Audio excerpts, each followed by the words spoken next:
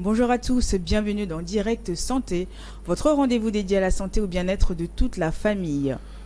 40 ans après la découverte du VIH, le sida reste un fléau inacceptable. Donc en effet, l'épidémie du VIH sévit toujours et le sida est aujourd'hui l'une des causes principales de décès dans le monde pour les adolescents et aussi les femmes âgées de procréation. Donc l'infection au VIH atteint le système immunitaire, c'est-à-dire les défenses naturelles du corps contre la maladie. Si elle n'est pas traitée, de graves maladies peuvent survenir. Causée par le virus de la famille des lentivirus, cette infection pour laquelle l'objectif au Togo est d'avoir 0 nouveau cas d'infection. Cette maladie donne le syndrome immunodéficience acquise et attaque le système immunitaire de l'organisme, c'est-à-dire ce système qui lutte naturellement contre les maladies. Donc pour mieux connaître les avancées de la médecine, nous avons fait appel au professeur Vincent Pitché, un coordinateur du secrétariat permanent du Conseil national de la lutte contre le VIH-Sida. Et puis en deuxième partie de l'émission, nous répondrons à vos questions posées sur notre numéro WhatsApp, le plus 228 79 84 27 52.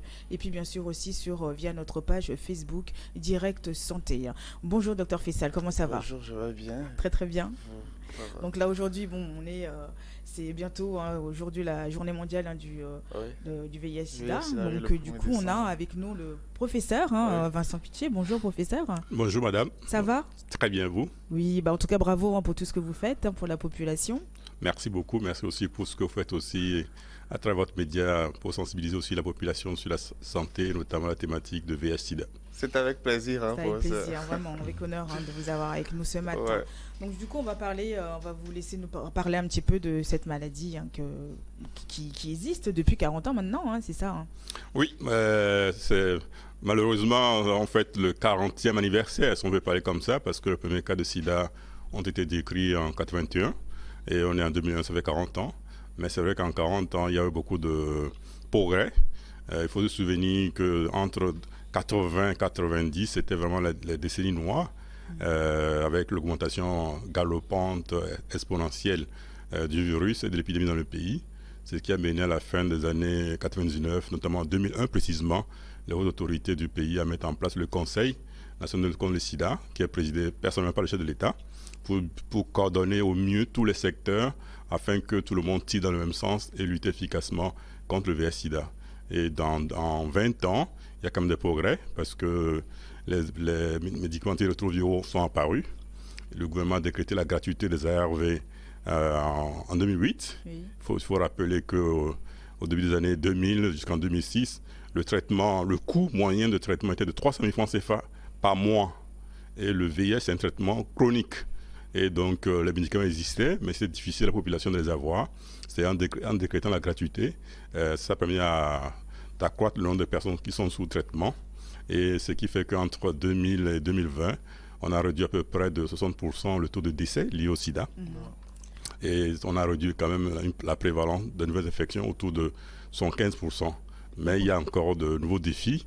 Même nos hôpitaux ne sont plus engorgés de malades visibles comme avant, oui. Mais il y a beaucoup de nouveaux défis parce que la prévalence actuelle est actuellement autour de 2%, ce qui fait qu'on a à peu près 110 000 PVVH dans le pays. Dans le pays. Et ça, on va y revenir justement. Mais est-ce que vous pensez que la population est en tant conscient, ils connaissent encore la maladie, c'est-à-dire, puisque là, c'est qu'il y a des nouvelles maladies qui arrivent, mais est-ce que le VIH/SIDA est encore dans la tête de la population? C'est notre rôle de continuer par sensibiliser la population, notamment les jeunes. Et il faut dire qu'il y a un travail quand même qui est fait avec le ministère en charge de l'éducation, notamment en intégrant dans le curricula des enfants l'enseignement des mots transmis sur le VIH, parce qu'on veut investir sur le long terme, notamment, comme disait Dr Fessal, avoir 0 sida, c'est investir sur une nouvelle génération pour qu'on puisse avoir. Et donc, il y a un travail de terrain qui est fait, notamment pour sensibiliser, pour intégrer, parce qu'on est convaincu que la meilleure sensibilisation, c'est dans les familles et à l'école. Donc, c'est pour ça que le travail est fait. Même si les stratégies ont progressé et on ne fait plus beaucoup de sensibilisation grand public comme on le faisait avant, ça se fait également. Et la société civile aussi joue un rôle dans la sensibilisation de proximité, notamment par les pairs. Il y a des pairs PAI qui sensibilise de façon thématique les élèves, les apprentis. Il y a même des pères éducateurs dans les forces armées togolaises. Oui. Il y a des pères éducateurs en ce qui concerne certaines populations comme les professionnels de sexe, où les gens sont formés pour sensibiliser les pères. Et donc, ça fait que on maintient quand même la sensibilisation, même si le niveau de connaissance diminue un peu, les dernières enquêtes diminuent un peu dans la population, et surtout le fait que quand les gens ne meurent plus de sida comme avant, ça ne fait plus peur, c'est ça aussi.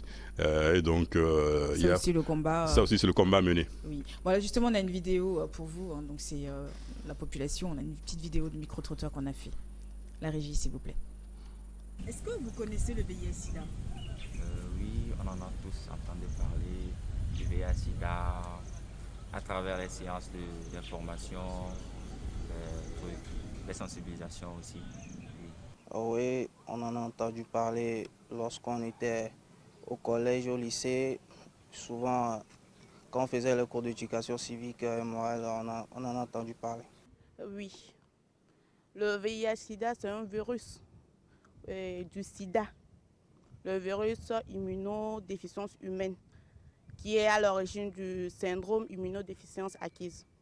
Oui, je connais le VIH-Sida. Le VIH-Sida, c'est une maladie sexuellement transmissible et qui se transmet par plusieurs moyens. En l'instar du rapport sexuel, la voie sanguine, la voie de la mère en l'enfant. Effectivement, je connais le VIH-Sida.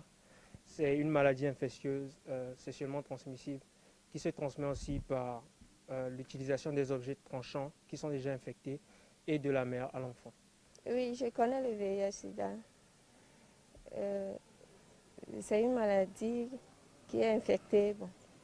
On glonda na joa sida ne o le don bakudo ame o les enfants gudi be nu wa wala ho dolele Sida l'envie benyi nesibe ele nswanti mle nyolanchi wa ne mimnyawa ne nswa sibe alo ne abire wa afire na ma ne wo nswa chana mi ya me be doa l'envie ba chana kwa ncha ma hosida. Ele kenya mnyara mnyabe ni dore ke obana so e bododogbo alo ne ni be la me amereti e ozan ende ke sina me kune ne ba me la te ho be ame agbo. Enyi dore ke o hona le lanu me alo bododo be nu me. Ko dongu kudesu yayo. Ouais, c'est une infection sexuellement transmissible. Est-ce que vous savez que près de 110 000 personnes sont infectées par cette maladie? Pas autant. Non. Je ne suis pas trop les informations, mais on peut dire que oui. Je ne sais pas, mais c'est possible quand même. Non, mais en même temps, ça ne me surprend pas. Juste que je ne connaissais pas le chiffre, mais je sais qu'il y a plein de personnes qui sont infectées. 110 000. Non, non, ça, je ne suis pas à la page. Je sais vraiment qu'il y aura des personnes infectées, mais le nombre, je ne connais pas. Vous vous êtes déjà fait dépister? Je ne me suis pas fait dépister personnellement, mais bon, c'était lors des prises de sang, oui, lorsqu'on faisait les inscriptions, voilà, donc j'étais obligé de donner des résultats, donc je savais que j'étais séronégatif. Oui, je me suis fait dépister, bon, parce que moi je suis un donneur de sang. Oui, bien sûr. Oui. Oui. Je suis séronégatif. Si, je suis un donneur de sang.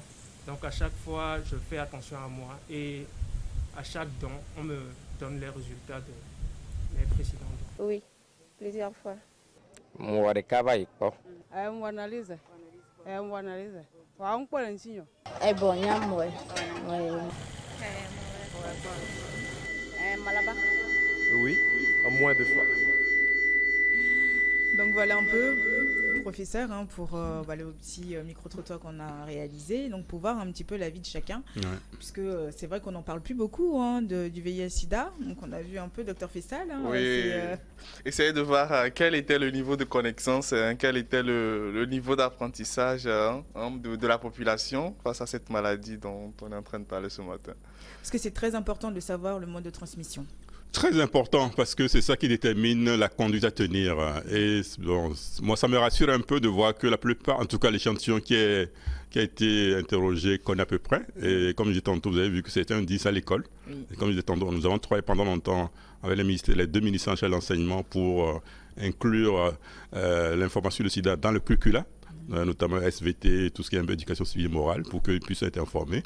Et aussi par la péréducation. C'est vrai qu'on ne fait plus des grandes campagnes visibles, mais il y a la péréducation qui se fait chez les femmes, chez les jeunes, de façon thématique. Mais le vrai challenge, comme vous avez soulevé, c'est que on a un nombre même de 110 000, mais comment passer de l'information qu'on connaît, le mot transmission, au dépistage. Il faut que les gens puissent faire le dépistage pour qu'ils connaissent les statuts. Quand on connaît son statut, on prend des dispositions pour ne pas être infecté. Et si jamais on est infecté, on met les personnes sous traitement. Parce qu'on sait maintenant, quand on met les gens sous traitement, ils ne meurent plus et ils ne transmettent plus en fait. C'est ça la stratégie actuelle. Quand on vous met sous traitement, le virus disparaît du sang, ce qu'on appelle la charge virale. Ça fait que le cours de la transmission mère-enfant, les enfants naissent séronégatifs. Et quand le VIH disparaît du sang et des sécrétions sexuelles, au cours de rapport sexuel, le risque de contamination est pratiquement égal à 0. Donc le traitement est devenu une stratégie de prévention.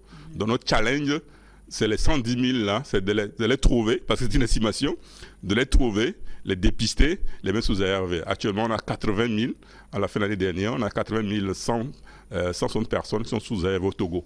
Au Togo. Sur les 110 000, 80 000 sont sous traitement actuellement. Donc il y a un gap d'à peu près 30 000 personnes qu'il faut aller chercher, les dépister et les mettre sous traitement. Donc, 30 000 personnes infectées qui traînent dans la nature, ouais. ça fait quand même un peu beaucoup. Oui, ça fait beaucoup, mais nous y travaillons. Évidemment, rien n'est parfait, mais quand même le progrès est bon. Quand on sait d'où on vient, depuis les années 2000 jusqu'à maintenant, et je vous ai dit, c'est la gratuité ARV qui a fait qu'on arrive à mettre les gens sous traitement. Et quand les gens sont sous traitement, ils savent qu'ils ne meurent plus, et donc c'est facile. Mais le gros challenge, les centres d'émission partout, de le mettre d'Apan, dans nos villes, dans nos campagnes, différentes populations, élèves, étudiants, ménagères, anti-guillemets cadres. Donc il faut les dépister. Et le dépistage est volontaire, on ne force pas les gens. Donc il faut trouver des stratégies pour les dépister. Donc c'est vraiment un de nos challenges, de nos défis. Oui, parce qu'il y a également cette peur. Cette peur de découvrir son statut, surtout quand on ne sait pas d'avance si c'est positif ou négatif. On n'a pas envie de s'attendre aux mauvaises surprises. Donc, on préfère se cacher. C'est la peur, oui, justement. C'est ce dont je suis en train de parler. Voilà. Ils ont peur. Oui, je suis d'accord avec vous, mais c'est vrai qu'il faut dédramatiser maintenant de plus en plus. Voilà. Parce qu'avant, c'est ce que dit dans les années 80-90, quand on dit vous avez le VIH, c'est comme c'est la mort annoncée, parce qu'il n'y a pas de traitement, les gens maigrissaient, ils faisaient de la diarrhée, ils étaient hospitalisés, c'était visible quoi. Maintenant, vous voyez pour PVH, les 80 000, si je vous montre 2-3 personnes, vous ne saurez pas, ils sont comme vous et moi, elles vaquent les occupations, elles avalent juste les comprimés, elles viennent faire le contrôle, et donc ça fait moins peur. Maintenant, c'est vrai qu'il y a ce caractère psychologique où il faut que les gens acceptent de faire le dépistage. Le dépistage étant volontaire, il faut qu'on ne continue pas à travailler, d'où encore une fois l'importance comme vous les médias, de sensibiliser les populations pour qu'on puisse saisir toutes les opportunités, que ce soit les femmes en conception prénatale, les jeunes, quand on a l'occasion, qu'on puisse les faire le dépistage. Mais le challenge aussi, c'est qu'un dépistage, c'est bon, mais après, il faut refaire parce que souvent les gens prennent des risques. Soit on prend disposition pour ne pas être infecté, mais si jamais on a pris des risques, ce qui arrive d'ailleurs, donc il faut encore refaire le test pour s'assurer qu'on n'est pas infecté. Et justement, sur le VIH au Togo, quelle est la situation aujourd'hui, professeur? Donc là, vous avez parlé un petit peu des avancées de la médecine, donc pour aussi avec les comprimés, les traitements qui arrêtent un peu, qui stoppent un peu l'épidémie, mais qu'est-ce que le Togo a prévu? Oui, je disais tantôt, en fait, on a la prévalence estimée actuellement de 2%.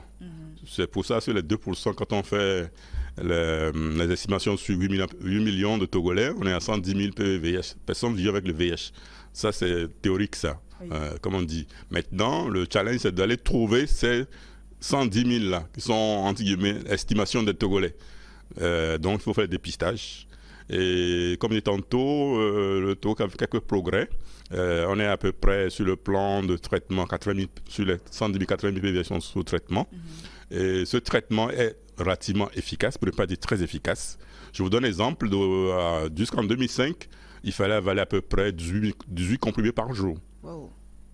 avec des effets secondaires, vomissements, inconfort. Maintenant, on est à 1 comprimé par jour. Juste 1 comprimé par jour. Oui, beaucoup de progrès qui ont été faits, et avec très, très peu d'effets secondaires.